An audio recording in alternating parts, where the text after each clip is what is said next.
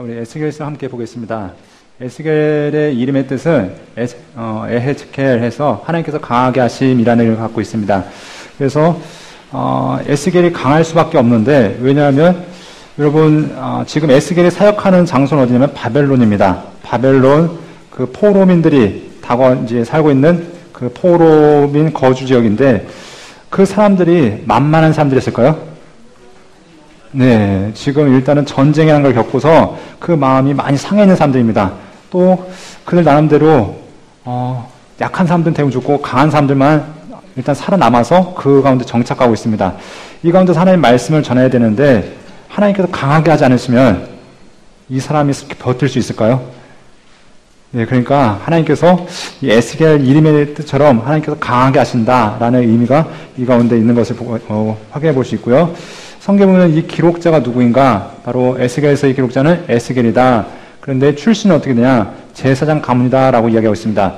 우리 제사장 가문의 선자들이 여러 명이 있는데요. 우리가 좀 전에 보았던 제사장 가문의 선자 누가 있었죠? 예, 예레미야가 있었죠. 그리고 그 외에도 스가랴든가 몇 명이 있는 것을 보게 됩니다. 자, 언제 이 바벨론 오게 됐냐면 597년 2차 포로 기간 때 오게 되었습니다. 그리고 593년 바벨론에서 선지자로 소명을 받게 되는데, 593년이면 아직 남유다가 멸망했을 때입니까? 멸망하기 전입니까? 네, 멸망하기 전에 이 바벨론에서 하나님의 선지자로 부름을 받게 된 것을 우리가 확인해 볼 수 있습니다. 이 에스겔은 성경 보니까 1장 1절에 30째 해에 사역을 시작했다라고 이야기하고 있습니다. 그 30째가 보통 유대 남자들은 30살이 되면은 그 종교적으로 또 정치적으로 공식적인 일을 할 수 있는데, 아마도 30살이 됐을 때 이 사람이 사역하게 됐는데, 그 나이를 추정해 보면 아마도 이 에스겔의 탄생은 아마 요시아 때 탄생하지 않았을까. 요시아 왕이 통치하실 때 탄생했기 때문에 아수르의 멸망 소식도 들었을 것이고, 또 요시아가 무기또에서 바로 누구에서 전사했다는 소식도 들었을 것이고, 그리고 이런 모든 유대의 상황들 다 보고 듣고 한 다음에 이 바벨론까지 오게 되었을 것입니다. 자, 그래서 이런 상황 가운데서 바벨론에서 하나님의 말씀을 맡은 자, 특별히 성경은 파수꾼으로 부르심을 받았다고 얘기하는데, 이제 하나님의 말씀을 대언하는 일꾼으로서 그의 사역이 시작되어진 것을 우리가 확인해 볼 수 있습니다. 기록 연대는 593년부터 570년까지라고 근거를 얘기하는데, 그 근거는 처음 소명이, 그 사명이 시작되는 연도가 593년도고, 그리고 마지막 예언이 담겨 있는 것이 570년이니까 아마 그 사이에 쓰여졌지 않았을까라고 이렇게 보고 있습니다. 그래서 활동 연대가 이렇게 되어지고, 아마 글은 좀 더 늦게 썼겠죠. 그래서 이렇게 연대가 추정되어진 것을 볼 수 있습니다. 자, 배경은 국제 정세를 통해서 애굽은 퇴락의 시기를 담고 있습니다.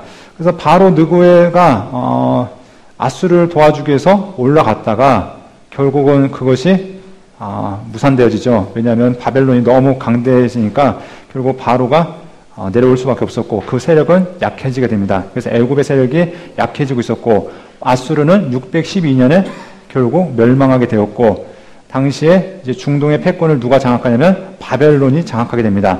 또 바벨론과 더불어서 그 위쪽에는 메대가 아주 여전히 세력을 잡고 있는 것을 보게 됩니다.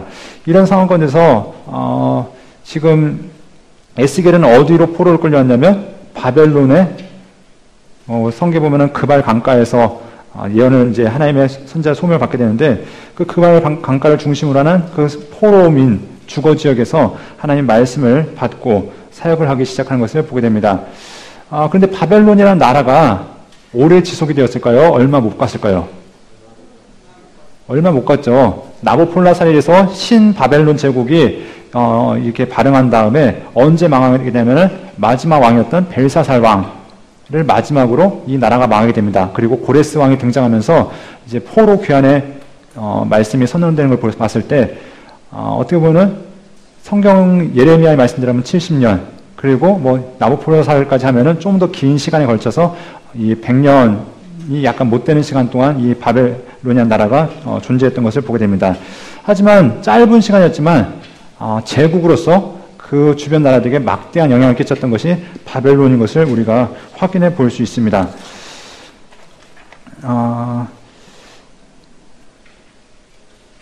이제 예언서를 보면은 우리가 아까 보았던 예언서들을 보면은 누구를 마지막으로 맞춰지냐면 애가서를 통해서 마지막 맞춰집니다. 그런데 이 애가서가 맞춰지기까지 포로가 몇 차에 걸쳐 있었냐면 3차에 걸쳐서 있었습니다. 1차 포로가 몇 년입니까? 605년에 있었고요. 그 다음에 2차 포로가 597년, 3차 포로가 586년에 있습니다. 그래서 1차부터 3차에 걸친 포로를 통해서, 포로 생활을 통해서 1차 때는 다니엘과 그 친구들, 우리가 일반적으로 친구들이라는데 친구였는지 동료였는지 아는 아저씨였는지 모르겠지만 아무튼 일반적으로 다니엘과 친구라고 이야기하고 있고요. 두 번째는 에스겔을 중심으로 해서 이 유대에서 좀 쓸만한 사람들이 많이 끌려가게 됩니다. 마지막 3차 포로 때는 예루살렘 성이 회파되어지고 그리고 대부분의 사람들, 성경에 말씀한 것처럼 좋은 무화과 거리가 되는 사람들은 대부분 다 건너가게 됐던 것을 보게 됩니다. 자, 이런 상황 가운데 에스겔 활동할 때는 597년에 가서 593년에 부름받았으니까 아직 예루살렘을 건지하고 있는데 남쪽에서는 예레미야가 활동하고 있고, 그렇죠. 그리고 뭐 더불어서 이 스바냐, 하박국, 오바댜 이런 선지자들이 활동하고 있었다는 것을 여러분 기억했으면 좋겠고요. 또 왕궁에서는 605년에 갔던 다니엘이 이미 한 2년 만에 왕궁을 장악하고 왕궁의 지혜자로서 왕궁의 그 박사와 술사들의 어른으로서 활동하고 있었던 것을 우리가 볼 수 있습니다. 그러니까 하나님께서는 무작정 대책 없이 그들을 보내놓으신 것이 아니라 하나님의 계획하신 가운데 그들을 다 적재적소에 배치해 놓으신 것을 우리가 확인해 볼 수 있습니다.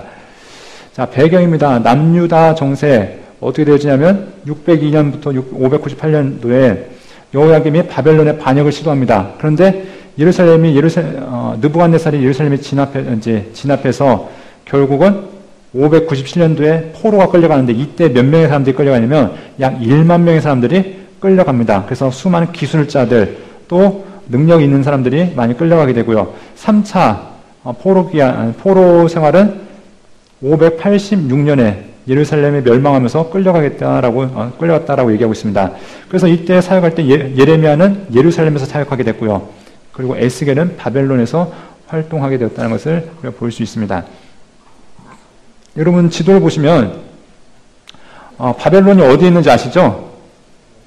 네, 바벨론 여기에 있습니다. 유프라데스, 티그리스 강 사이에 바벨론이 존재하는데, 자 보면은 유다에서 바벨론, 우리 지도 시간 얘기하면서 여기 가기 위해서는 이렇게 휘어져서 갔는데 이것을 뭐라고 얘기했죠? 비옥한 초선딸 지역. 왜냐하면 이렇게 갈 수밖에 없는 이유가 여기로 강이 발달해 있고 물이 나오는 것이 오아시스가 이렇게 있기 때문에 이렇게 다녔다고 말씀드렸습니다. 그래서 포로를 갈 때도 아마 유다에서 바벨론을 가는데 직선거리가 아니라 삥 돌아서 갔을 것입니다. 약 한 1500km의 거리를 포로인데 뭐 말 타고 갔겠습니까? 예, 끌려갔겠죠. 비참한 모습으로 가면서 여기에 정착하게 되었다는 것을 우리가 알 수 있습니다. 예, 여기서 이것은 아까 요시아 배경 가운데 나타났던 요시아가 바로 느고가 아수르를 지원하게 갔을 때 여기에서 이제 갈그미스 전투에서 이제 바로 느고하고 바벨론하고 붙었다가 결국 무산되어지고 내려오다가 여기서 요아스를 세우고 다시 돌아갔던 그 이야기가 요아스를 폐위시키고 요야김을 세운 다음에 돌아갔던 이야기들이 이 가운데 나타난 것을 볼 수 있고요. 느부갓네살의 원정, 그래서 원정에 여러 번에 걸쳐 있습니다. 그래서 보면은 예루살렘을 1차 포위했다가 그리고 나중에 또 시드기야 도망갈 때 잡는 일까지 여러 번 있는데, 느부갓네살은 단지 이 유다만 바라본 것이 아니라 애국까지 점령을 하러 내려갔던 것을 우리가 확인해 볼 수 있고요. 그래서 느부갓네살에 의해서 결국은 예루살렘을 비롯해서 주변의 모든 나라들이 정복되었다는 것을 우리가 확인해 볼 수 있습니다. 자, 배경입니다. 네, 이거 아까 나왔던 얘기니까 뭐 굳이 또 보지 않아도 되겠죠. 그래서 어떻게 되어졌는지 이것들 보셨으면 좋겠고, 바벨론 제국. 자, 나라가 어떻게 되냐면 제국이라는 이름을 띠면서 주변의 모든 나라들 영토들을 이제 병합하게 되는데, 메데라는 나라가 이제 북쪽 지역으로 이제 위치하고 있는 것을 보게 됩니다. 루디아 나라는 여러분 잘 아시죠? 지금의 터키 지역. 그래서 이렇게 되어져 있는데, 이 바벨론과 메데는 서로 혼인 관계에 있었기 때문에 서로 이제 불가침 조약이 맺혀져 있었고요. 그래서 서로 협력하는 관계가 되어집니다. 근데 나중에 이 메디아에서 또 걸출한 인물이 나타나게 되는데 그 사람이 누구였냐면 이 메디아의 키악사레스라는 사람에 의해서 그 딸은 이 느부갓네살이랑 결혼을 시켰고 아들은 또 이제 아들은 이 메대 왕이 되어지는데 이 메대 왕이 된 아스티아게스라는 왕이 있습니다. 이 왕이 자기 딸을 누구한테 시키냐면은 이쪽에 보면 얀산 왕국이라고 바샤라고 있죠. 네, 여기로 시집을 보냅니다. 시집을 보내면서 여기서 태어나게 되는 사람이 누구냐면 고레스입니다. 그러니까 이 메대가 당시에 많은 주변 직접적으로 역사에 등장하지 않지만 바벨론과 이 바사에 영향력을 주었다는 것을 우리가 알 수 있습니다. 그래서 이 키악사레스의 아들과 딸이 각각 바벨론과 이 바사 제국을 이루는데 도움이 되었다라는 것을 우리가 확인해 볼 수 있고요. 자, 배경. 자, 우리 기록 목적을 함께 보도록 하겠습니다. 기록 목적 함께 읽겠습니다. 바벨론을 통한 남유다의 멸망 예고, 포로들의 회개 시 선포, 멸망 후 이스라엘의 회복과 미래의 축복 선포, 미래의 희망 제시와 위로. 자, 먼저는 유다가 망할 것이다. 망하는데 어느 나라를 통해서 망할 것이다? 예, 바벨론을 통해서 망할 것이라고 예언하는 것을 보게 됩니다. 그래서 하나님의 심판이 많은 선지자들이 예언한 것처럼 여러분들이 하박국 말씀 기억하시죠? 하박국서에서 말씀했던 것이 그 나라가 속히 올 것입니다. 그래서 하나님 부흥이 일어나게 없어서 그 얘기가 있잖아요. 그러면서 하나님의 뜻 안에서 이 나라가 속히 망한 것이 하나님의 뜻이면 하나님께서 일으켜 주옵소서 말씀이 있었고요. 또 뭐 예레미야를 통해서 또 많은 선지자를 통해서 선언되었듯이 바벨을 통해서 남유다가 멸망되어진 것을 확인해 볼 수 있습니다. 하나님께서 또한 이 에스겔을 통해서 하신 말씀이 무엇이냐면 지금 이 가운데 왔다고 다 끝난 것이 아닙니다. 이들이 옮겨오긴 했지만 아직도 그들의 죄악이 남아 있습니다. 그래서 에스겔을 통해서 그들의 회개 시간 그리고 그들의 철저히 하나님 앞에서 돌아볼 수 있는 시간이 되어진 것을 보게 됩니다. 그런데 하나님께서 에스겔과 다니엘서가 끝난 다음에 이제 나중에 에스라, 느헤미야, 에스더 뭐 이런 시대들이 돌아오게 되면은 유다의 상황이 확 바뀌어 있는 것을 보게 됩니다. 이전까지는 하나님께서 이스라엘 향해서 범죄한 이들을 진노한 이유가 무엇이냐면 이들이 하나님의 말씀을 어기고 하나님을 알지 않고 우상을 알기에 힘썼죠. 그리고 지도 계층들도 하나님의 뜻이 아닌 자기의 사리사욕을 채우는 데 앞장섰다면 이제 이 시간을 지난 다음에 이 이스라엘 가운데 남유다 가운데는 더 이상 우상이란 말이 등장하지 않습니다. 왜냐하면 다니엘이 보여줬죠. 왕궁에 들어가서 보여준 일이 무엇이냐면 너희의 섬기는 바벨론의 신 아무것도 아니라는 것을 보여줍니다. 다니엘이 섬기는 하나님, 다니엘의 세 친구들이 섬기는 하나님, 그 하나님이 얼마나 위대하신지 사람의 꿈을 해몽하시고 미래를 알려주시고 역사를 주관하신 분이 그 하나님이신 것을 알게 하심으로 당시 왕들이 고백합니다. 야, 니네 하나님이 진짜구나. 왕이 고백하고 조서를 내렸을 때 이 소식을 듣는 이스라엘 백성들도 다 깨달았겠죠. 야, 우리 하나님이 대단한 분이시구나. 우리 하나님이 우리 지방의 조그만 지역신인 줄 알았는데 그것이 아니라 왕 중에 왕이었고 온 세상의 주인이시구나. 이것들을 깨닫게 된 다음에 더 이상 이들이 이제 이 시간 70년을 지나면서 더 이상 우상 숭배에 대한 이야기가 등장하지 않는 것을 보게 됩니다. 또 이들이 철저하게 훈련받게 되는데 이제 성전은 무너졌습니다. 성전은 무너졌지만 이제 무엇이 등장하기 시작하냐면 회당 예배가 등장하기 시작합니다. 그래서 회당이라는 것이 생겨나고 이제 하나님 말씀으로 그들이 교육받는 그런 이제 제도들이 생겨나기 시작하고요.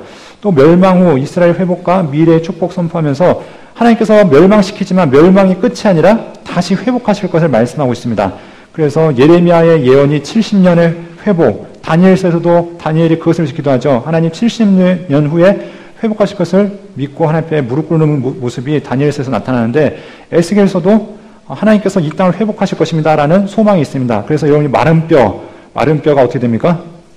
이제 살아나는 모습도 나타나고요. 또 하나님의 성전이 회복되어지는데 성전에서부터 샘물이 흘러나와서 그것이 발목을, 무릎을, 허리를, 가슴을 하면서 머리 끝까지 차올라서 모든 것들이 물이 닿는 것마다 다 살아난 역사들이 그 환상을 통해 나타나는 것도 우리가 확인해 볼 수 있습니다.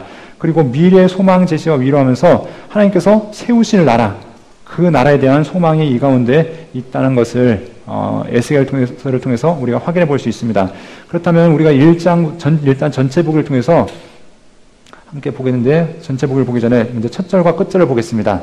첫절, 30째 해 넷째 달 수레세 내가 그발강가 사로잡힌 자 중에 있을 때 하늘이 열리며 하나님의 모습이 내게 보이니 이제 하나님의 부르심, 하나님의 소명에 관한 모습이 1장에서 나타납니다. 우리 예언서들을 보면 대부분 하나님께서 선지자들을 몇 장에서 부르시죠? 1장에서 부르시죠. 마찬가지로 1장에서 하나님께서 에스겔을 부르시는 모습이 나타납니다. 그는 어떻게 부르심을 받느냐? 환상을 보면서 부르심을 받는데 특별히 장소가 어디였냐면 그발 강가에서 30세에 부름받았다라고 이야기하고 있습니다. 자, 마지막 48장입니다. 함께 읽겠습니다.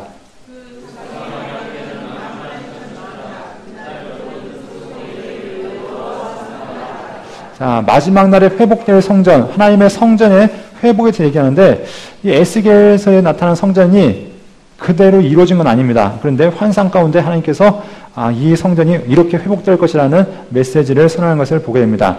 자, 그래서 하나님께서 마지막 여호와 산마라는 말씀으로 그 성읍이 그렇게 불려질 것이라 말씀하면서 이 48장 35절로 마무리되어진 것을 보게 됩니다. 자, 그러면 전체 보기가 있는데요. 자, 전체 보기가 48장으로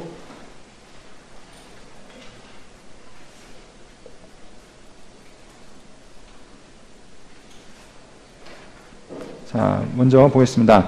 자, 1장부터 3장 이거 뭔가 파일 잘못 들어간 것 같네요. 1장부터 3장 27절까지 보면은 무엇이 있죠? 먼저 하나님께 부르심을 받는 장면이 3장까지 나타납니다. 그러니까 에스겔서의 소명은 1장으로 끝나는 것이 아니라 몇 장까지 있냐면 3장까지 이루어집니다. 그래서 하나님께서 그걸 부르시는데 여기 보면 신기한 모습이 나타나죠. 어떤 모습이 나타나면은 전혀 새로운 이제 생물체가 나타납니다. 그래서 한 면의 얼굴은 사자 같고 독수리 같고 소 같고 사람 같은 그 모습이 또 날개가 달리고 바퀴가 달려서 막 전후 좌우 막 왔다 갔다 하는 그런 모습이 나타나는 모습을 보게 됩니다. 그래서 어떤 사람은 이게 무엇이냐 바로 UFO다 뭐 이렇게 얘기하는 사람도 있는데 하나님께서 이 성경에 보니까 그룹, 케루빔이라는 말로 설명하면서 하나님의 임재와 함께 등장한 그 존재를 우리가 확인해 볼 수 있고요. 그러면서 하나님께서 에스겔을 부르시는 모습이 3장 27절까지 나타나는 것을 보게 됩니다. 그리고 4장 1절부터 32절까지 보면 어떤 모습이 나타나냐면 남유다와 주변 국가에 대한 심판 예언. 그러니까 이 많은 사람들 보면 많은 선지자들이 있었죠. 예레미야도 그렇고 또 누가 있죠? 우리가 함께 보았던 이사야도 그렇고 또 오늘 보게 되는 에스겔도 그렇고 이 사람들 보면은 하나님께서 유다와 더불어서 주변의 열강들을 심판하실 것이다 라는 그 말씀들이 끊임없이 선포되어진 것을 보게 됩니다. 이 말씀을 통해서 끊임없이 말씀하신 것은 내가 역사의 주관자이다. 내가 세상의 주인공이다. 그것들을 하나님께서 말씀하신 것을 보게 됩니다. 그래서 4장 1절부터 32절을 통해서 남유다의 심판이 있을 것이고 그와 더불어서 8개 국가에 대한 하나님의 심판이 나타날 것을 말씀하고 있습니다. 자, 그리고 마지막 33장부터 39장까지 보면은 예루살렘의 멸망 이후 예루살렘의 회복에 대해서 이야기하는데 이때 여러분들이 아까 말씀하셨던 마른 뼈가 살아나는 것도 그 가운데 있고요. 또 곡의 전쟁을 통해서 마지막 때 어떤 이제 세대의 마지막 전쟁에 대한 모습도 이 가운데 나타난 것을 우리가 확인해 볼 수 있습니다. 그리고 40장부터 48장에는 이제 새로운 성전이 나타나는데 이 성전이 역사 속에서 이루어진 적은 없습니다. 하지만 환상을 통해서 하나님의 완전하신 성전이 어떻게 이루어지는지에 대해서 새 성전 환상을 통해서 말씀한 것을 우리가 볼 수 있습니다. 그러면 1장을 여기 있었군요. 제가 그래서 이렇게 이루어진 것을 보게 됩니다. 자, 그러면 1장부터 우리 함께 보도록 하겠습니다.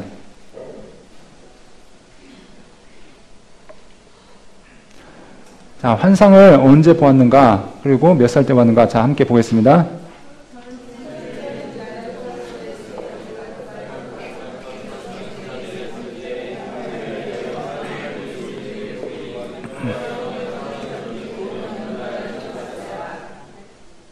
삼 절입니다.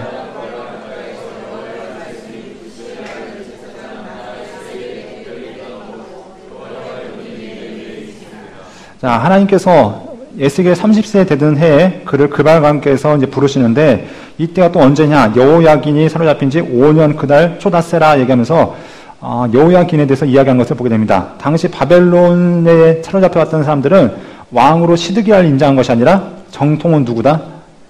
여호야긴이다라고 이야기하고 있고 또 성경에서도 여호야긴의 후손들에 대해서 이야기한 것을 우리가 살펴볼 수 있습니다. 자, 그래서 하나님께서 그에게 임하시는데 자, 아까 말씀드렸던 4절 말씀부터 보면은 하나님의 그 임재하심이 나타나는 것을 보게 됩니다. 그 네 마리 생물 그래서 어떻게 생겼는지는 혹시 보신 분 계신가요? 네, 제가 못 봐가지고 그러는데 성경 표현을 하면은 얼굴이 4개 가지고 있고 날개가 달렸고 바퀴가 달렸고 그래서 막 왔다 갔다 했다라고 얘기하는데 자 이런 것과 더불어서 무엇이 나타나면 하나님의 임재가 그 가운데 있는 것을 보게 됩니다. 자 하나님께서 나타나셔서 그를 말씀하시는데 특별히 한 사람의 형상이 나타났다고 26절부터 나타나는데 그 한번 보겠습니다. 26절부터 28절입니다.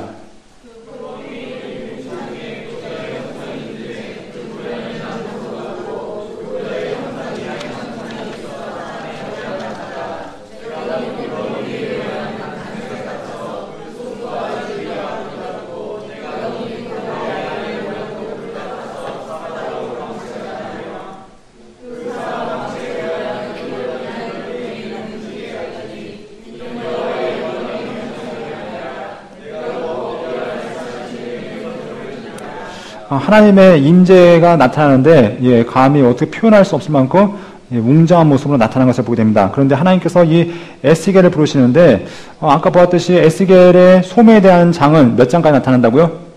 3장까지요. 왜냐하면 그냥 단순한 일을 하는 것이 아닙니다. 아주 중요한 일 그리고 힘든 일을 하기 때문에 하나님께서 일을 세우실 때 아주 구체적으로 이에게 어떤 일을 행하셔야 되는지에 대해서 말씀하고 있습니다. 예레미야가 예루살렘에서 하나님의 말씀을 선포하고 있었고 바벨론 왕궁에서는 다니엘이 있었고 또 이 그발 강가를 중심으로 하는 그 바벨론 포로민 거주 지역에서는 에스겔이 사역하고 있는데 하나님께서 그 에스겔에 보여주는 그 모습은 너무나 웅장하고 너무나 정말 말로 표현할 수 없는 그런 모습이었습니다. 왜냐하면 에스겔에게 내가 너에게 말하는 하나님은 단순하거나 아니면은 능력이 없는 하나님이 아니라 정말로 능력자로서 이 세상의 주권자라는 것을 아주 에스겔 기가 질리도록 경험하는 것을 보게 됩니다. 그러면서 하나님께서 그에게 원하신 것이 무엇이냐면 그가 강하여지고 굳세지길 바라고 있습니다.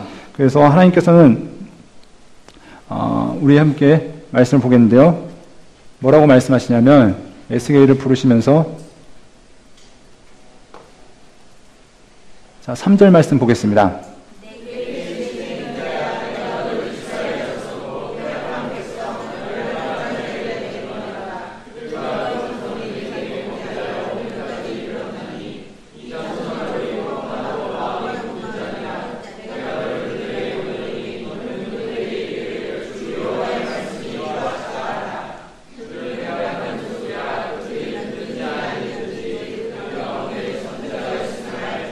10절까지 읽겠습니다.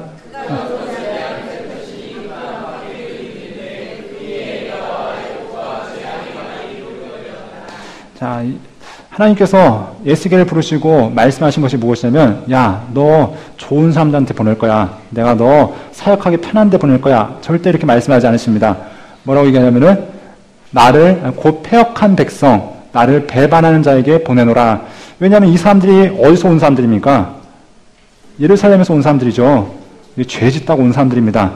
와서 그 사람들의 본성이 쉽게 바뀌었을까요? 아니죠. 그대로 남아있을 겁니다. 왜 우리가 그런가 하면서 성경 이야기하기를 이 자손은 얼굴이 뻔뻔하고 마음이 굳었다라고 이야기하고 있습니다. 자, 그러니까 하나님께서 이들에게 보내면서 뻔뻔한 사람한테는 뻔뻔하게 대응해야 됩니다. 그렇죠? 그러니까 하나님께서 성경을 너의 이 말을 금강석같이 하겠다라는 말씀하십니다. 그러면서 내가 너한테 전하는 말이 그들에게 축복 전하는 거 아니다. 그 말은 어떤 것이냐? 애곡과 재앙의 말이 기록되었다면서 그들 향한 하나님의 진노와 심판에 대해서 이야기하라는 것을 말씀하고 있습니다. 그러면서 하나님께서 그들에게 말씀하시는데 우리가 성경 끊임없이 말씀하면서 이야기한 것이 무엇이냐면 하나님께서 이들에게 내가 이스라엘 백성들에게 알려줘야 될 것, 그것은 무엇이냐면 함께 따라하겠습니다. 내가 여호와인 줄 알리라. 여러분 에스겔서를 살펴보다 보면은 내가 여호와인 줄 알리라는 말씀이 끊임없이 등장합니다. 몇 번이나 나오냐면 60여 번이나 등장합니다. 그 얘기 뭐냐면 이 사람들이 여호와를 하나님을 인정했다고요, 안 했다고요? 하지 않았기 때문에 끊임없이 하신 말씀이 뭐냐면 너희는 내가 여호와인 줄 알리라. 무슨 말만 끝나면 너희는 내가 여호와인 줄 알리라. 왜냐면 이것은 에스겔을 통해서 여호와께서 하나님 되심을 끊임없이 선포하신 것들을 우리가 알 수 있습니다. 자, 그러면서 하나님 말씀이 이제 선포되어지는데, 자, 8절, 9절, 하나님께서 에스겔을 어떻게 만들어 놓으신가? 함께 읽겠습니다. 보라, 내가 그들의 얼굴을 마주보도록 내 얼굴을 굳게 하였고, 그들의 이마를 마주보도록 내 이마를 굳게 하였으되, 내 이마를 화석보다 곧은 금강석같이 되겠으니, 그들이 비록 반역하는 족속이라도 두려워하지 말며, 그들의 얼굴을 무서워하지 말라 하시니라. 야, 하나님께서 뻔뻔한 사람들한테 대응하기 위해서 어떻게 하시냐면, 더 뻔뻔하게 하십니다. 얼마나 뻔뻔하게 하시냐면은, 금강석이 뭔지 아시죠? 다이아몬드 같이 하시겠다고 말씀하십니다. 돌 중에서 제일 단단한 돌 같이 하셔서 너 어디서든지 담대하게 하나님 말씀 전하게 하겠다 말씀하십니다. 그래서 우리 뒤에 보면은 에스겔이 삶을 보여줄 때 하나님의 말씀이 선언되어지면 그대로 삽니다. 그런데 어느 날은 막 머리털을 다 밀기도 하고, 어떤 때는 막 옷을 벗기도 하고, 어떤 때는 한쪽으로 막 누워있기도 하고, 어떤 때는 막 집을 막 부셨다 지었다 하기도 하고, 그걸 볼 때 사람들이 보든 안 보든 신경 안 씁니다. 왜요? 하나님께서 그렇게 만들어 오셨습니다. 왜냐하면 그렇게 해야 저 백성들이 들을 거다라는 하나님 말씀이 있었기 때문에 하나님께서 이렇게 하시는데, 자, 하나님께서 이제 이 에스겔을 어떤 삶을 맡기시냐면 17절입니다.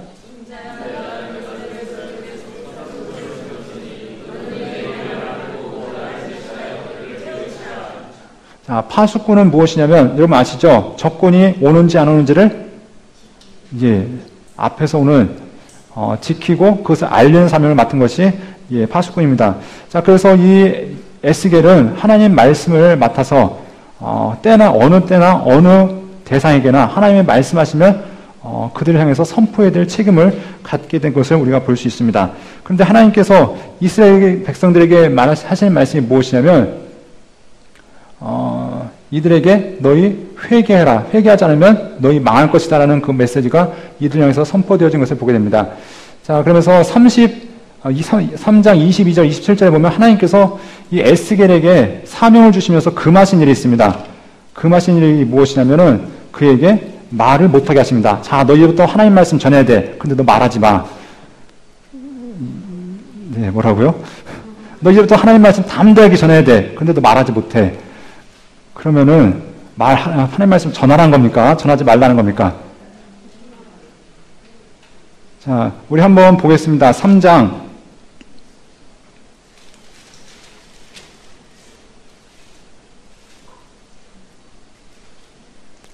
26절, 27절입니다. 3장 26절, 27절 함께 읽겠습니다.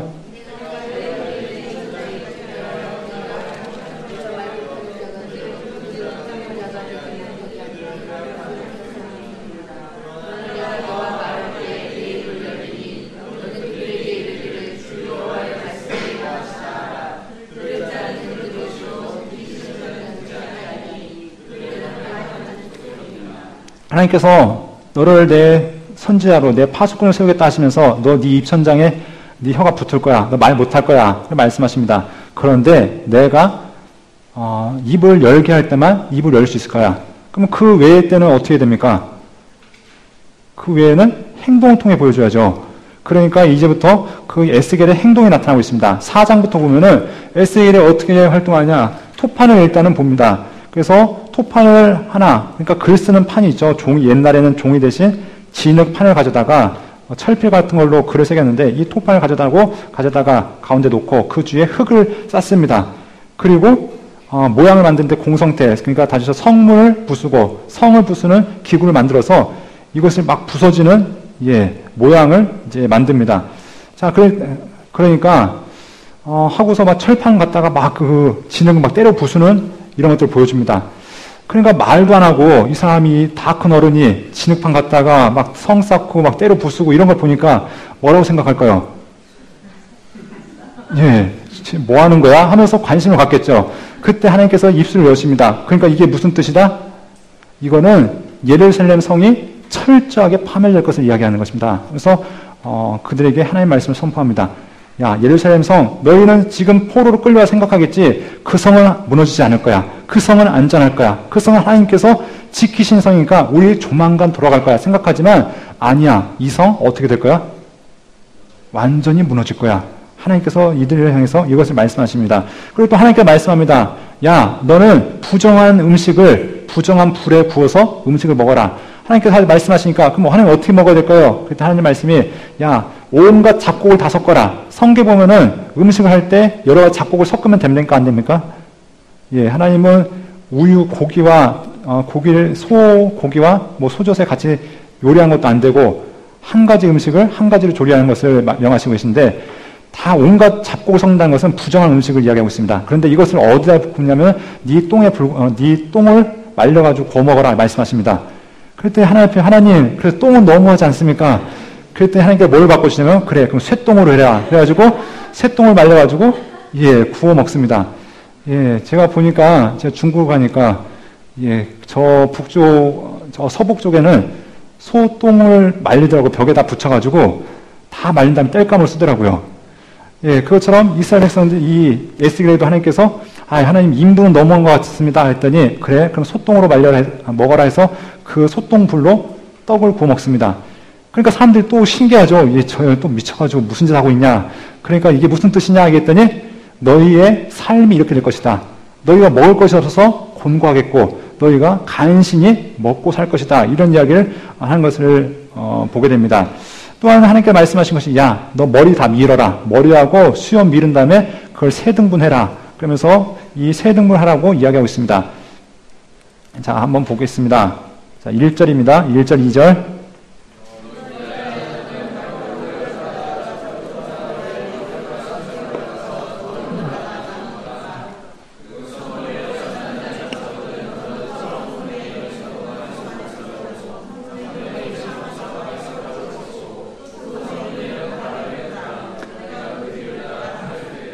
자, 이게 무슨 얘기냐면은 하나님께서 오늘 명하시기를 에스겔아, 너 머리 밀어 해가지고 머리를 빵빵 밉니다. 수염도 다 밉니다. 그 다음에 하나님 말씀이 야, 그 세 등분해. 세 등분 했더니 어떻게 하면은 그거는 하나는 태워. 싹 태워버립니다. 또 하나는 어떻게 하면은 공중에 날리고 칼로 휘둘러. 그것도 하나는 어떻게 하면 바람에 날려버려. 자, 하나님 이게 무슨 뜻입니까? 했더니 이스라엘 백성들이 이렇게 될 거야. 예루살렘 사람들의 3분의 1은 전쟁 때 칼에 맞아서 불에 타서 죽게 될 거야. 3분의 1은 적군이 들어와서 그들을 칼에 맞아 죽게 될 거야. 3분의 1은 도망갈 것인데 내가 쫓아가서 다 죽일 거야. 하나님께서 말씀하십니다. 철저한 심판이 있을 것이라고 말씀하십니다. 왜 그렇습니까? 예루살렘에 대해서 하나님께서 이렇게 하시는 이유는 그들이 하나님께 범죄했기 때문이라고 이야기하고 있습니다. 자, 그래서 하나님께서 이 일들이 임박하다는 것을 끊임없이 말씀하고 있습니다. 그래서 하나님께서 이런 환상을 통해서 보여주신 다음에 자, 6장에 보면 이 심판의 원인이 무엇인가 해서 이야기하고 있습니다. 자, 3절부터 함께 보겠습니다.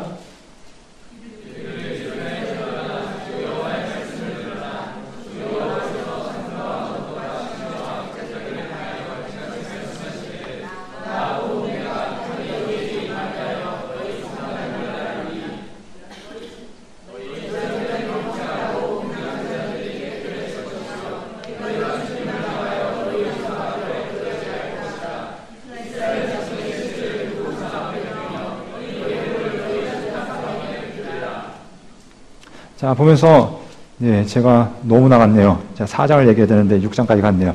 자, 4장 보면 또 하나님께서 한 가지 또 표징을 보여주는데 그 표징이 무엇이었냐면은 한쪽으로 누워있으라는 표징이었습니다. 그래서, 네. 한쪽으로 누워서 390일 지내고 또 한쪽으로 누워서 40일 지내라는 메시지가 있었습니다. 이 모든 메시지도 하나님께서 너희 포위될 것이고 너희 멸망할 것을 이야기합니다. 그런 다음에 6장을 통해서 하신 말씀이 무엇이냐면 너희가 이렇게 되는 이유가 무엇이었냐면 바로 너희가 하나님 앞에 우상을 숭배했기 때문에 그렇다라고 말씀하십니다. 그래서 너희의 시체를 그 우상 앞에 둘 것이고 내가 너희를 철저하게 심판할 것이다 라고 하나님 말씀하셨습니다. 하나님은 이들에게 너희의 큰 죄악 두 가지가 있는데 첫 번째 우상을 섬긴 것, 또 하나님을 의지하지 않고 아수르를 섬긴 것, 또 강대국을 섬긴 것이 바로 너희의 죄라고 하나님 말씀하십니다. 그러면서 하나님께서 너희의 이제 심판을 허락하실 것인데 그것은 바로 칼과 전염병과 기근의 심판이 너희 가운데 있을 것이라 라고 성경은 이야기하고 있습니다. 자, 그래서 하나님께서 하나님의 심판이 단지 예루살렘에만 머무는 것이 아니라 그 심판이 유다 전 지역에 퍼져나가서 결국 그들이 행한 대로 하나님께서 보응하실 것을 이야기하고 있습니다. 8장에 보면 예루살렘의 죄악성에 대해서 이야기하는 것을 보게 됩니다. 예루살렘의 죄악성에 대해서 설명할 때 함께 먼저 보도록 하겠습니다. 3절입니다.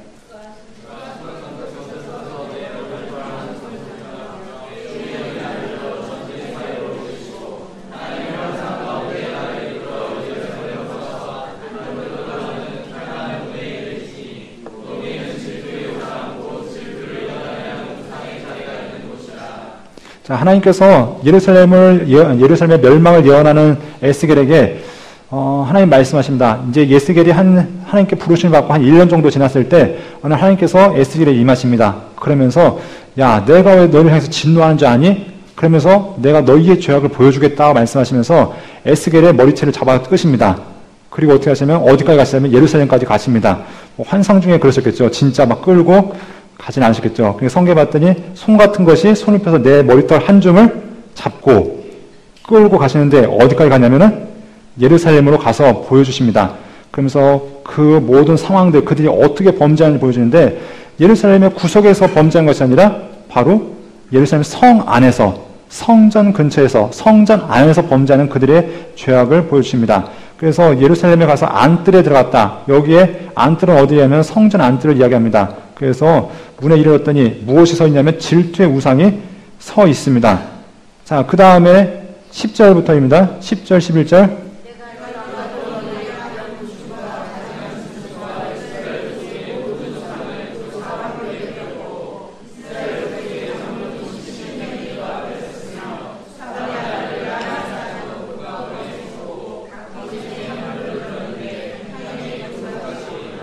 자, 먼저 데려가서 성전 뜰에서 성전 북편에 싹 보니까 질투의 우상을 섬겨놓고서 절하고 있습니다.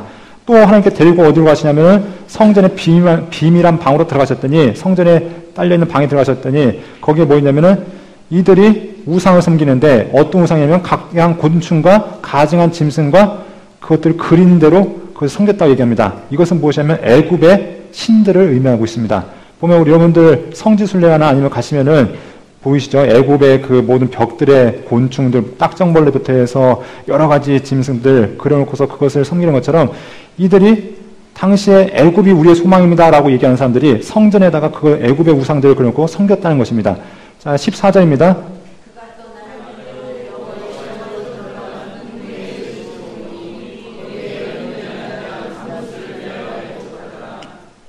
이 담무스는 어디에 신냐면 바벨론의 신입니다. 여인들은 자기 나라를 멸망시킬 그 바벨론의 신을 의지하면서 울고 불고 기도하는 것을 보게 됩니다. 담무스는 누구냐면 여러분이 성경에 나오는 잘 아시는 니무롯의 아들입니다. 니무롯은 부인이 있었는데 부인의 이름은 세미라미스라고 얘기합니다. 들어보셨죠? 예, 니무롯과 세미라미스. 그래서 바벨탑을 건설했다고 얘기하시는데 초대 황제 중에 하나입니다. 홍수 이후의 초대 황제 중에 한 사람으로서 이 사람이 거대한 제국을 만들었는데 이 니무롯이 먼저 죽습니다. 부인보다 먼저 죽는데 한 3년 정도 있다가 이 세미라미스가 아들을 낳습니다. 예, 기적이죠. 네, 아들을 낳는데 뭐라고 얘기하냐면은 이 내 아들은 남편의 환생이라고 얘기합니다. 그래서 이 담무스가 내 아들의 환생이라고 얘기하면 남편의 환생이라고 얘기하면서 나중에 아들이 장성했을 때 아들이랑 결혼을 합니다. 자, 네. 그래서 아들이랑 결혼해서 행복하게 살았는지 모르겠는데, 아무튼 이렇게 결혼해서 이들이 담무스를 무엇으로 섬겼냐면은, 예, 부활의 신. 그래서 매년 겨울이 지나면은 담무스가 죽었다가 다시 봄이 되면 살아난다. 그래서 이 담무스를 해서 애곡하고 제사하는 것이 당시 바벨론의 제사법 중에 하나였습니다. 그러니까 이 담무스를 위해서 울고 있는 예루살렘의 여인들이 있었고요. 또 마지막으로 무엇이 있었냐? 보겠습니다.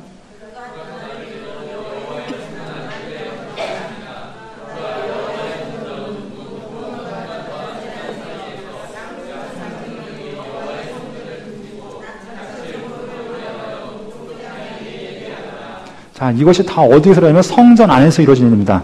사람들이 하나님이 아닌 각종 우상에게, 어떤 사람은 질투의 우상에게, 어떤 사람은 애굽의 신에게, 어떤 사람은 바벨론의 신에게, 어떤 사람은 태양을 향해서 그들이 끊임없이 절을 하고 경배하는 모습을 봅니다.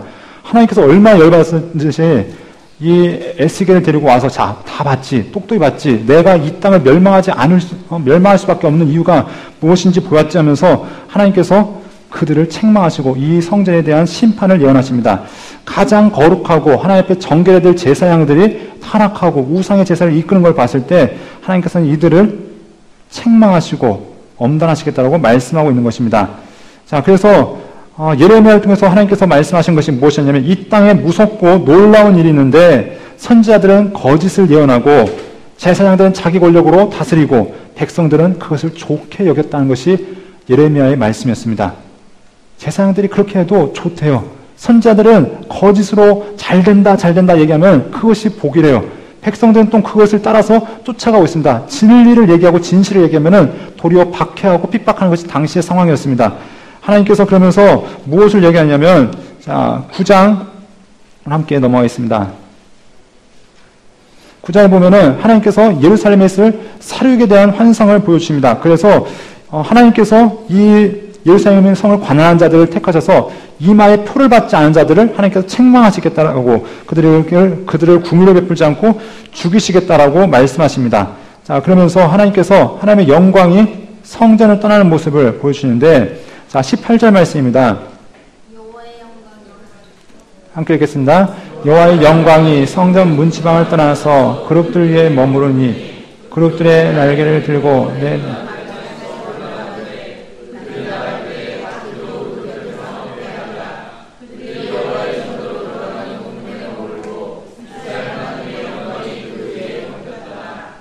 자, 하나님께서 어떻게 하시냐면 이제 하나님의 영광이 성전 문지방을 떠나신다라고 얘기하고 있습니다. 하나님께서 어디에 계시냐면 하나님의 약속하신 지성소 그리고 그 언약궤 시온자에 함께 하시겠다고 말씀하셨는데 이제는 하나님께서 친히 이 성전을 버리십니다. 하나님이 떠나신 성전은 더 이상 의미가 있습니까? 없습니까? 없죠. 더 이상 건물, 그냥 화려한 건물 그 이상 그 이하도 아닙니다. 그냥 건물일 수밖에 없습니다. 그런데 하나님께서 이제 이 성전 문지방을 떠나서 어디로 행하시냐면 결국 저 이스라엘 백성들이 남아있는 좋은 무화과 광주가 있는 바벨론에 가서 거하시겠다라고 말씀하십니다. 그리고 이 땅이 철저하게 회파될 것을 성경은 말씀하고 있는 것을 우리에게 알 수 있습니다. 자, 하나님께서 떠날 수밖에 없는 이유, 왜냐하면 거룩하신 하나님은 더러운 곳에 임하실 수 없습니다. 성전, 하나님의 이름을 두겠다고 하는 그 성전이 철저하게 더러워졌을 때 더 이상 그들과 함께 있을 수 없어서 하나님은 그들을 떠나고 있는 것을 보게 됩니다. 자, 그러면서 하나님께서 예루살렘에 있는 지도자들을 심판하실 것인데 함께 보겠습니다. 15절 16절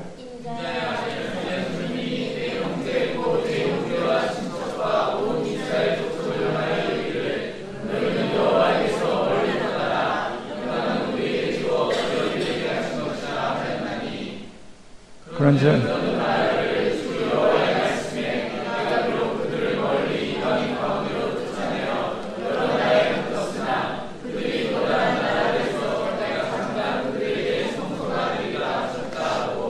아직 하나님께서는 예루살렘의 성전을 떠나서 어디에 가서 성소를 삼으시냐면 바벨론 백성들에게, 바벨론에 남아있는 그 이스라엘 백성들에 가서 이제 그곳을 내가 성소로 삼겠다고 말씀하고 있습니다. 그래서 내가 그들과 함께 하겠다라고 말씀하시면서 이스라엘 백성들을 내가 철저하게 심판하겠다라고 하나님 말씀하신 것을 보게 됩니다. 자, 그런 다음에 하나님께서 이제 비유를 통해서 하나님께서 이스라엘 백성들을 어떻게 상하셨는지 그리고 이들을 어떻게 책망하실 것인지에 대해서 이야기하는데요. 특별히 12장에 보면은 이스라엘 가운데 유명한 속담이 있었습니다. 그 속담이 무엇이었냐면 함께 22절, 27절 함께 읽겠습니다.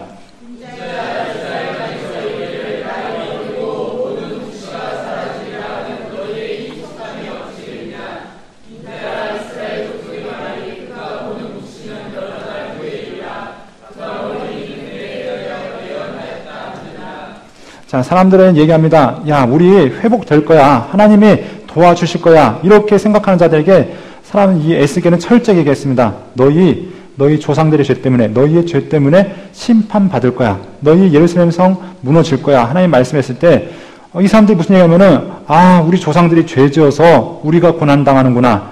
우리 조상들이 얼마나 큰 죄를 지었으면 우리가 이렇게 이 성전도 무너지고 야, 그러면서 하는 얘기가 뭐냐면,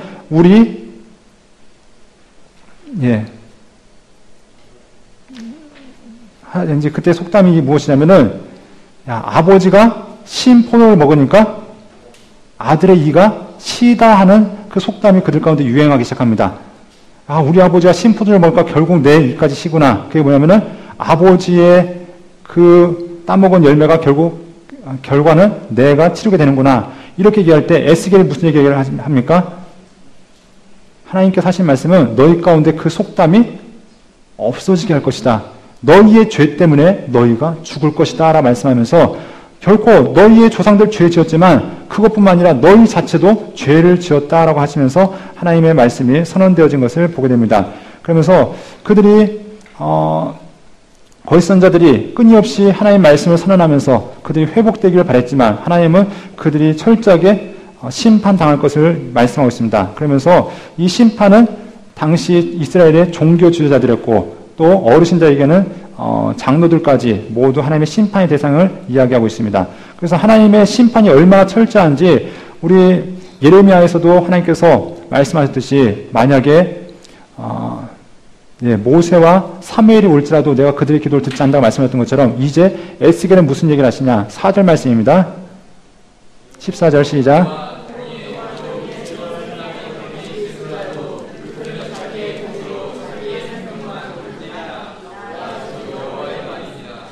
자, 하나님께서 말씀하신 것 비록 노아, 다니엘, 욥이 세 사람이 거기 있을지라도 그들은 자기만 간신히 구원받고 나머지는 구원하지 못할 것이다. 아무리 의인들이 있을지라도 그 땅을 향한 하나님의 심판은 철저하게 이루어질 것이라고 성경은 우리에게 이야기하고 있습니다. 그러면서 하나님께서 이 땅에 하나님의 심판이 임박한 것을 이야기하면서 16장 말씀이 이제 선언되어지고 있습니다. 우리 16장 함께 보도록 하겠습니다.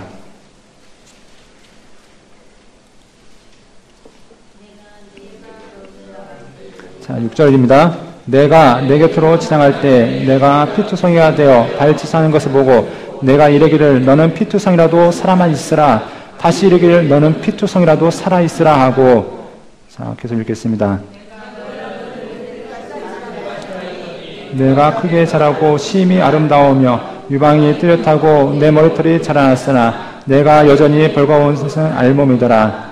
내가 내 곁에 지나며 보니 내 때가 사랑을 할 만한 때라. 내 옷으로 너를 덮어 벌거벗은 것을 가리고 내게 맹세하고 언약하여 너를 내게 속하게 하였느니라. 나 주 여호와의 말이니라.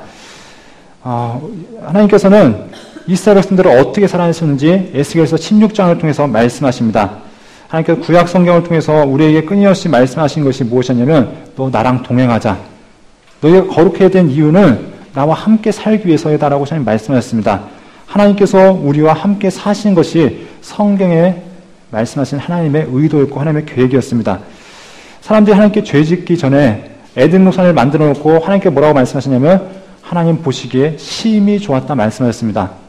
야, 더 이상 손댈 데 없다. 완벽하다. 야, 진짜 최고다 하나님 말씀하시면서 하나님께서 쉬셨습니다. 더 이상 내가 할 일이 없구나 하면서 이제 나랑 동행하면서 너 마음껏 누려라 말씀하십니다. 그런데 아담과 하와가 범죄한 이후로 하나님 쉬셨던 안식을 깨시고 다시 일하기 시작하십니다. 그 일하신 가운데 하나님은 자기 백성을 끊임없이 찾고 계셨는데 그 선택된 백성이 누구였냐면 아브라함이었습니다.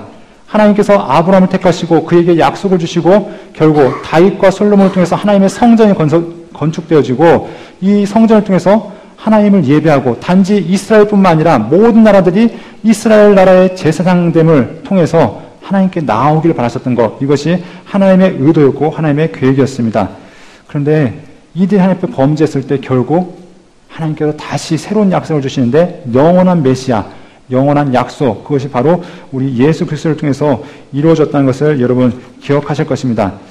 하나님께서 이렇게 사람을 사랑하시고자 끊임없이 그들을 향해서 사랑한다고 고백하셨고 특별히 이스라엘 역사 가운데 수많은 선지자들을 통해서 내가 너를 사랑한다라고 끊임없이 내게 돌아오라 말씀했지만 그들은 끊임없이 하나님을 떠나가고 하나님을 배척했던 것을 바라보게 됩니다. 그러면서 하나님께서 이제 이스라엘을 택하셔서 사랑하셨던 이야기를 이제 그들에게 이야기하고 있는 것입니다. 16장에 보니까 너 이스라엘 백성들 어떤 사람인지 아니? 너희는 처음에 근본도 없는 자식들이었다. 탯줄도 자라지 않고 씻기지도 않고 길가에 버려진 아기가 하나님께서 그 여자아이를 불쌍히 여겨서 가져다가 길렀다고 얘기합니다. 피투성이가 돼서 발짓하는 걸 보면서 피투성이가 좋으니까 살아만 있으라고, 제발 살아만 있으라고 그 아이를 감싸 안고 돌봐주면서 그 아이를 길렀다라고 이야기하고 있습니다. 몸을 씻겨주시고 기름을 바르시고 수놓은 옷을 입혀주시면서 그 아이가 아름답게 자랄 수 있도록 옆에서 그 아이를 돌봐주었다 얘기합니다. 가죽신과 폐물을 채우시고 팔걸이, 목걸이, 코걸이, 귀걸이를 달아주시면서 화려한 왕관까지 세워서 정말로 아름다운 왕후의 위치까지 세우셨다 얘기합니다. 그런데 자기의 모습이 아름답다 보니까 하나님을 바라보는 것이 아니라, 신랑된 하나님이 아니라 지나가는 수많은 사람들과 행음하기 시작하는데 그 지나가는 자들과 잠자리 하기 시작합니다. 그래서 우상을 섬기고 주신 것으로 남편이 준 그 온갖 폐물로 남자를 사서 행음하기 시작하는데 정말 표현하기 힘들 정도로 그의 음란에 대해서 이야기하는 것을 보게 됩니다. 하나님께서 이 여인을 향해서 뭐라고 하냐면 넌 창녀보다 못하다. 창녀는 화대나 받고 공을 팔지만 너는 너의 가진 것들을 다 내어주면서 지금 그렇게 하고 있지 않느냐라고 많이 말씀하십니다. 특별히 하나님께서 낳은 두 자녀를 죽어서 우상의 제물로 두었다라고 이야기하면서 그의 끔찍한 죄악들에 대해서 지적하신 것을 보게 됩니다. 하나님께서 아주 구체적인 음란한 모습을 그리면서 애타고 질투하시는 그 하나님의 처절한 음성을 기록하는 것을 우리는 볼 수 있습니다. 질투하신 하나님은 반드시 복수하시겠다라고, 내가 행한 일대로 그 모든 것들을 갚아주겠다라고 불같은 질투로 그에게 그 배반다운 마음에 상처 있고 하나님은 울부짖고 계신 것을 보게 됩니다. 하나님은 철저하게 사랑하는 여인을 찾아 헤매는 안타까운 하나님의 모습을 오늘 보여주고 있습니다. 마치 호세아가 음란한 여인 고멜을 맞아들여서 그 여인이 집을 나갔을 때 그 여인을 찾으러 나갔던 듯이 돈을 주고 그 여인을 다시 사와서 돌아오는 그 호세아의 발걸음처럼 하나님은 지금 이스라엘 백성들이 나를 향해서 이렇게 행했다면서 그들의 죄악을 지적하고 있는 것을 보게 됩니다. 하나님께서 우리의 배신에 치를 떨면서 철저히 보복하시겠다고 말씀하십니다. 하지만 하나님의 보복하심, 하나님의 진노하심, 하나님의 심판 가운데는 제발 돌아와라. 제발 돌아오면 내가 널 다시 회복하겠다라는 하나님의 가슴 아픈 부르짖음이 있다는 것을 여러분 기억하셨으면 좋겠습니다. 처절한 하나님의 사랑, 복수에 불타면서도 다시 돌아오길 바라시는, 질투하시면서 그 빼앗긴 사랑을 찾기 원하시는 그 하나님의 심정, 이것이 바로 16장을 통해서 음란한 여인 이스라엘 향한 하나님의 사랑인 것을 오늘 우리에게 말씀하고 있다는 것을 기억하고 있습니다.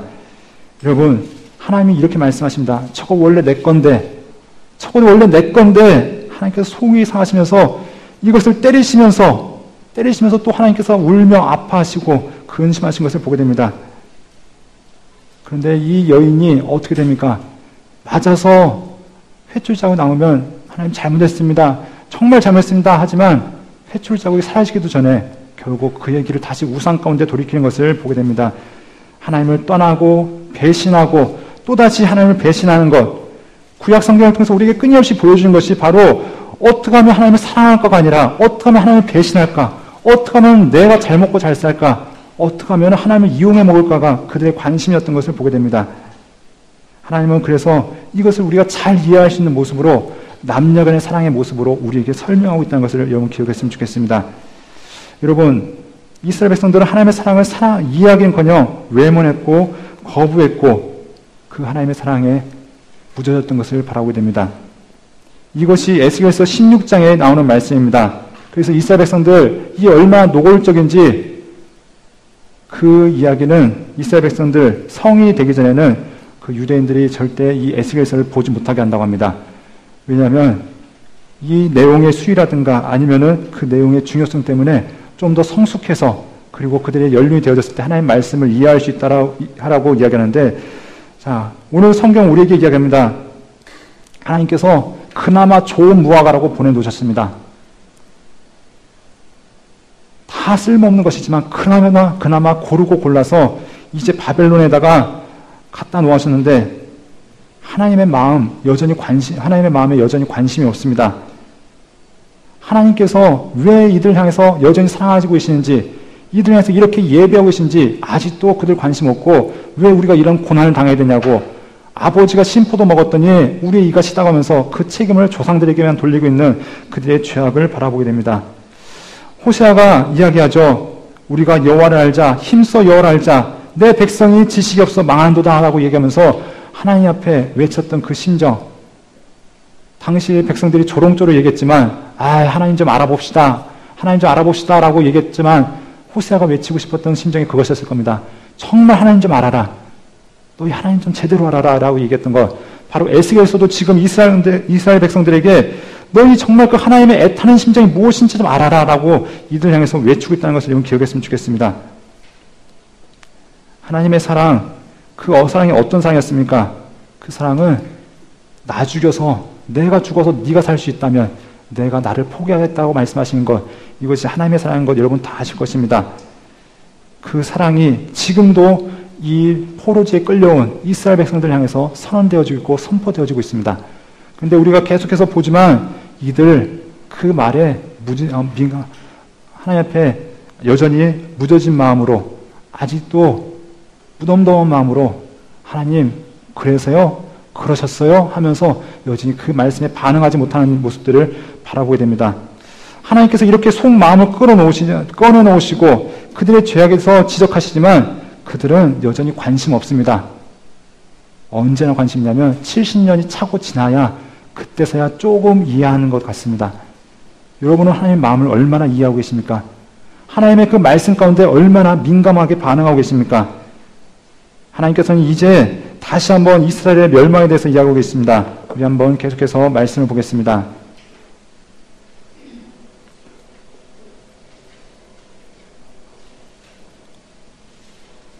2절, 3절 다시 한번 읽겠습니다. 너희가 여호수아의 앞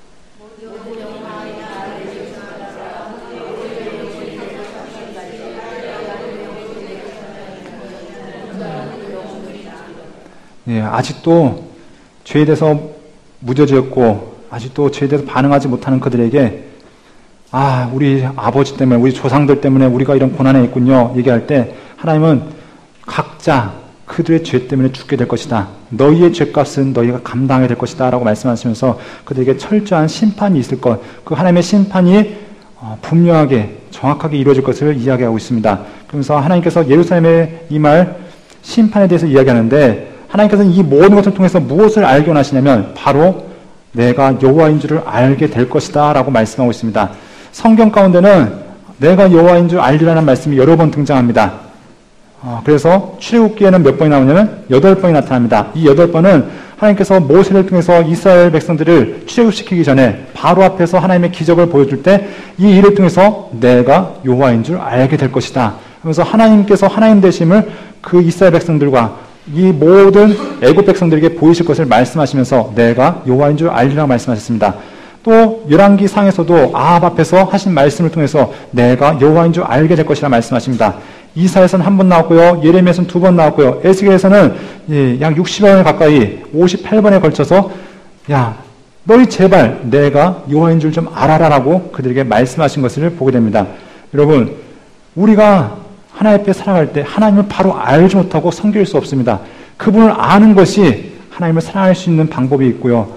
그분을 바로 알아갈 때 하나님을 바로 예배할 수 있는 비법이 그 가운데 있는 것을 여러분 기억하셨으면 좋겠습니다. 여러분은 하나님을 아십니까? 하나님을 바로 알고 계십니까? 하나님께서 지금도 우리에게 외치고 있습니다. 제발 나 좀 알아라고 하나님 말씀하실 때 여러분 그 음성에 민감하게 반응하신 여러분이 되어졌으면 좋겠습니다. 이제 8개 국가에 대한 예언이 있습니다. 하나님께서 예루살렘만 심판하실 것이 아니라 철저하게 이스라엘 주변에 있는 모든 국가들도 심판하실 것이라 말씀하십니다. 그 나라들은 첫 번째 암몬과 모압과 셀과 에돔과 블레셋과 두로와 시돈과 애굽과 애굽에 대한 모든 죄악들을 지적하고 있습니다. 하나님께서 각 나라들을 이야기하시면서 예루살렘을 중심으로 그 주변에 있는 모든 국가들을 심판하시는데 왜냐하면 유다가 고난당할 때 이들은 고통을 즐거워했고 또 바벨론과 더불어서 유다를 침공하는 데 앞장섰기 때문에 하나님께서 이들을 심판하실 것이다. 특별히 유다가 타락하는데 앞장선 자들이 바로 이 주변에 있는 열국들이었습니다. 이들로 인해서 유다가 타락하고 하나님 앞에 범죄했기 때문에 너희는 심판을 받아 멸망하게 될 것이다 라고 성경은 말씀하고 있는 것입니다. 그러면서 하나님께서 이제 주변 나라에 대한 모든 예언을 선언하신 다음에 이제 이스라엘의 회복에 대한 말씀이 선언되어진 것을 보게 됩니다. 하나님께서 33장에서 자, 먼저 7절, 11절 말씀 함께 읽도록 하겠습니다.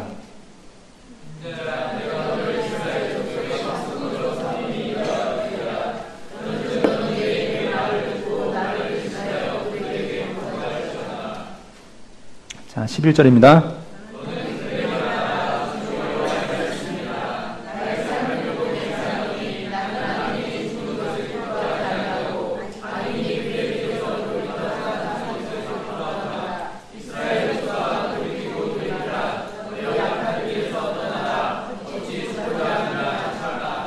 자, 지금까지 하나님께서 에스겔을 통해서 하신 말씀은 너희 심판당할 거야. 너희 죄 때문에 죽을 거야 했던 하나님 말씀이 이제는 회복을 통해 선언되어지고 있습니다. 야, 나는 악인이 죽는 거 기뻐하지 않아. 그 사람 회개하는 걸 기뻐하지. 그 사람이 돌아오는 걸 기뻐하지. 절대로 망하는 거 그거 내 뜻 아니야. 하나님 말씀하십니다. 그러면서 그들이 돌이켜서 나한테 돌아오는 것, 내가 그것을 바라고 있다라고 해서 하나님의 회복을 이 가운데 선언한 것을 보게 됩니다. 그러면서 에스겔을 또다시 파수꾼으로 임명하시면서 하나님 말씀을 바로 전하라고 말씀한 것을 보게 됩니다. 그러면서 하나님께서는 당시의 지도자들을 향해서 책망하시는데 그들의 죄악에 대해서 지적하시면서 말씀하십니다. 2절, 3절 함께 보겠습니다. 인자야, 너는 이스라엘 목자들에게 예언하라. 그들 곧 목자들에게 예언하기를 주 여호와께서 이같이 말씀하시되 자기가 먹는 이스라엘 목자들은 화 있을진저 목자들이 양떼를 먹이는 것이 마땅하지 아니하냐. 자, 하면서 계속 이어진 말씀이 뭐냐면 너희만 챙기고 너희 사리사욕만 채우는 너희 목자들은 하나님께서 철저하게 심판하실 것이다. 그리고 참 목자이신 하나님께서 자기 백성을 찾으시고 그들을 기르실 것이다 라고 하나님께서 약속하신 것을 보게 됩니다. 그래서 다윗을 통해서 하나님께서 약속한 자를 보내시고 진정한 참 목자가 오게 될 것이라고 성경은 이야기하고 있습니다. 그러면서 35장에는 다시 한번 에돔을 향해서 심판하시는데 하나님께서 에돔의 죄악을 추적하시면서 그들이 하나님께서 그들을 철저하게 심판하실 것을 말씀하신 것을 우리가 확인해 볼 수 있습니다. 그러면서 하나님께서 이제 이스라엘과 관련해서 에돔이 심판당하지만 이 이스라엘은 어떻게 될 것이냐? 바로 너희는 회복될 것이다 라고 말씀하고 있습니다. 26절 한번 보겠습니다. 26절만 보겠습니다.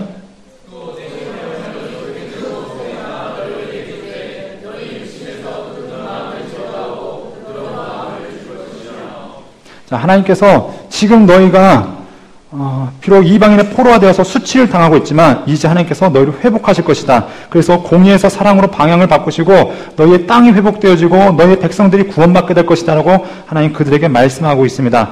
그래서 하나님께서는 에스겔을 통해서 새로운 지도자, 회복된 땅, 그리고 재건된 성읍, 그리고 메시아 시대가 오게 될 것이다 라고 이 36장부터 선언한 것을 보게 됩니다. 자, 그런 다음에 하나님께서는 이제 곡의 전쟁을 통해서 마지막 때에 있어질 일을 얘기하는데 아직도 이스라엘 백성들이 시련이 끝난 것이 아닙니다. 아직도 그들에게는 겪어야 될 시련이 남아있고 있습니다. 하지만 하나님께서는 이 모든 전쟁 가운데서도 마지막으로는 궁극적으로 승리하게 하실 것을 이야기하고 있습니다. 그래서 특별히 곡은 무엇을 상징하냐면 최후의 심판받을 원수를 이야기하고 있습니다. 그래서 비록 이스라엘이 공격받을 것이지만 하나님께서 그 모든 것들을 극복하게 하시고 승리하게 하실 것을 이야기하고 있습니다. 특별히 곡은 마곡이라는 곳의 통치자들로서 사악한 지도자들을 상징한다라고 성경은 또 이야기하고 있습니다. 그런데 하나님은 그들에게 진정한 승리를 주실 것을 말씀하고 있습니다.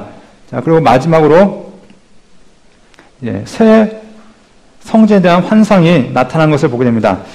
자, 하나님께서 이제 이스라엘 백성들을 회복하게 될 것인데 이 회복은 무엇으로부터 시작하냐? 이제 새로운 성전이 지어질 것을 이야기하고 있습니다. 왜냐하면 예루살렘에 이제 성전이 남아있습니까? 남아있지 않습니까?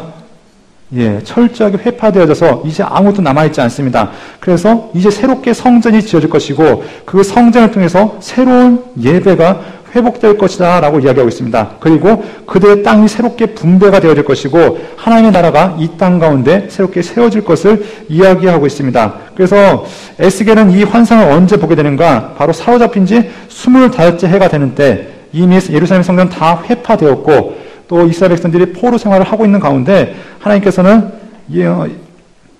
예루살렘의 그 모습을 환상 중에 보게 됩니다. 그래서 성전이 어떻게 지어지는지, 그래서 성전의 규격과 지성소의 규격, 그리고 뭐 제사 물품, 골방, 건물, 뭐 문의 장식들 이것들을 하나하나 보여준 것을 보게 됩니다.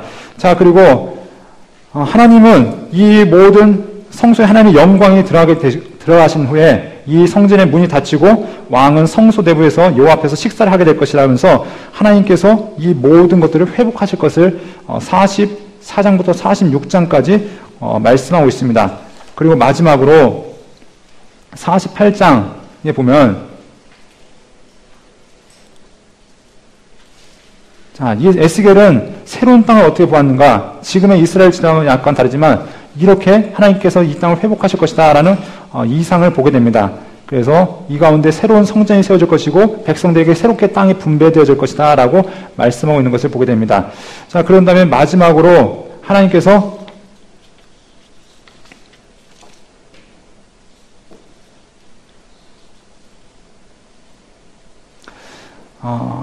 장래에 맡게 될 이제 새로운 나라, 새로운 성전이 있는데 그 성전의 특징은 무엇이냐면 그 성전에서부터 생명수가 흘러 넘칠 것이다 라고 이야기하고 있습니다. 그래서 47절에 봤더니 성전 앞면 동쪽에서 그 문지방에서 물이 흘러서 동쪽으로 흐르다가 계단을 타고 남쪽으로 흘러내렸다 하면서 이것들이 전 세계를 덮으면서 바다를 이루고 그 바다에 물에 닿는 곳마다 다 회복되어질 것을 이야기하고 있습니다. 새 성전, 새로운 예배, 새로운 제사장들은 이것이 율법이 파기되어지고 새롭게 되어진 것이 아니라 율법의 완성이 이루어지게 될 것을 이야기하고 있습니다. 자, 그런데 실제적으로는 이 성전은 완성되어지진 않습니다. 그런데 이것이 상징한 것이 바로 예수 그리스도를 통해서 새롭게 회복되어질 이스라엘 나라, 새롭게 회복되어질 예배를 보여준 것을 우리가 알 수 있습니다. 자, 이제 하나님께서는 이스라엘 백성들과 함께 거하기 위해서 돌아오실 것입니다. 지금은 예루살렘에 떠나서 지금 바벨론에 거하고 계시지만 이제 이 모든 것들이 회복되어지면 이들과 함께 계시면서 여호와 삼마 하나님께서 그들과 함께 계시면서 그들의 예배를 받게 되실 것입니다. 여러분, 오늘 이 에스겔의 말씀은 두 가지를 크게 말씀하고 있습니다. 하나님께서 이스라엘을 철저하게 심판하실 것이다. 왜냐하면 그들의 죄악 때문이다. 하지만 그들은 하나님이 원하신 것은 심판이 아니라 회복이다. 악한 자라도 돌아오면 내가 고치기 원한다는 것이 하나님의 뜻이었습니다.